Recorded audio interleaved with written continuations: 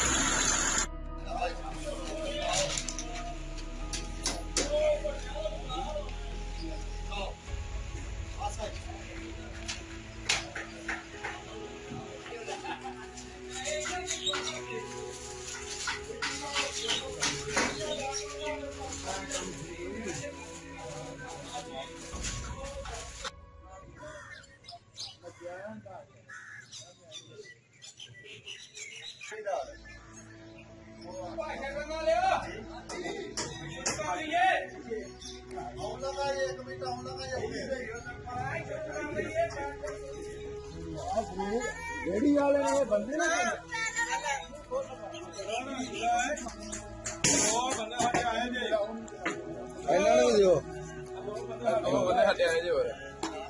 खास साडे इंपोर्टेंट बंदे ने ਉਹਨਾਂ ਤੋਂ ਬਗੈਰ ਛੱਤ ਨਹੀਂ ਸਾਡੀ ਪੜੀ ਜਾ ਸਕਦੀ। ਹਾਂਜੀ ਹਾਂਜੀ ਇਹਨਾਂ ਤੋਂ ਬਗੈਰ ਔਰ ਸਭ ਜੇ ਕੋਈ ਬੰਦਾ ਤੁਹਾਨੂੰ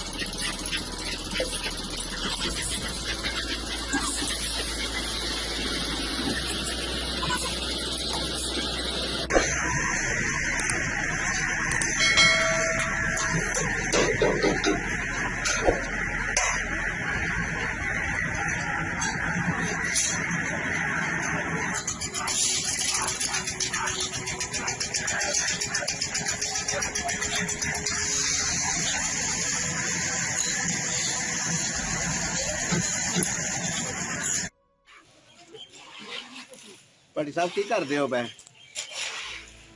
ਭਾਈ ਸਾਹਿਬ ਤੁਸੀਂ ਕਿਹੜਾ ਹੀ ਪੇਚਾ ਖੇਚਾ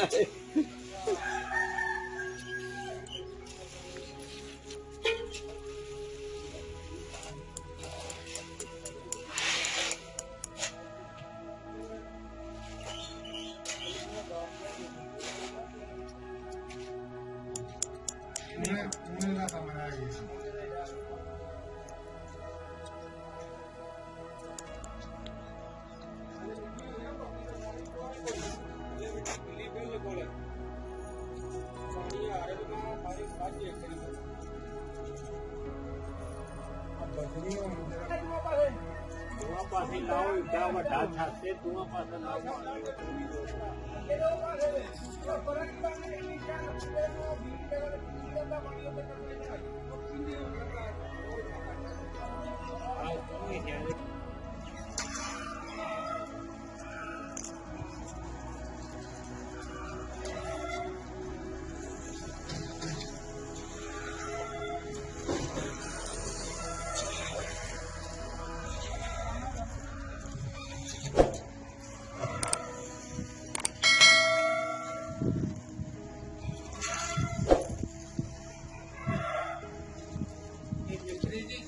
ਮਾਲ ਹੈ ਨਾ ਇਹ ਬੜੀ ਦੇਰ ਤੱਕ ਬਣੀਆਂ ਬਣਾਉਣ ਦੀ ਲੋੜ ਕੋਈ ਨਹੀਂ ਪੈਣੀ ਨਹੀਂ ਬਣੀਆਂ ਪਾਣੀ ਖਿਲਾਰਨਾ ਮਾਰੀ ਉਹ ਤਾਂ ਮੈਨੂੰ ਪਤਾ ਤਾਂ ਹੀ ਖਿਲਾਰ ਲਿਆ ਨੇ ਲੇਕਿਨ ਜਿੰਨੀ ਤੂੰ ਨਵੀਂ ਹੋ ਜਾਣੀ ਹੈ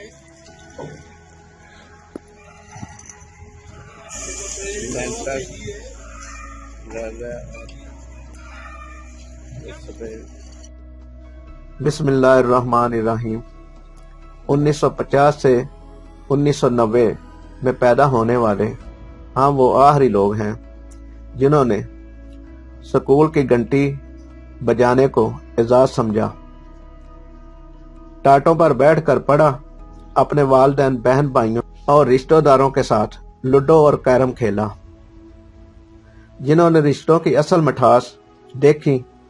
आधी रात में बारिश की आमद पर चारपाई अगले दिन भी गीली रहती। अब वो मंजियां भी टूट गईं और रिश्ते भी। बहुत खूबसूरत, हालस और कम पढ़े लिखे लोग थे, मगर अब लोग पढ़ लिख कर बेमरवत, मफाद प्रस्त, खुदगर्जी में खो गए। क्या जबरदस्त पढ़ा लिखा मगर जाहल दौर आ गया। ये वीडियो अगर आपको पसंद आई हो तो लाइक करें, शेयर करें।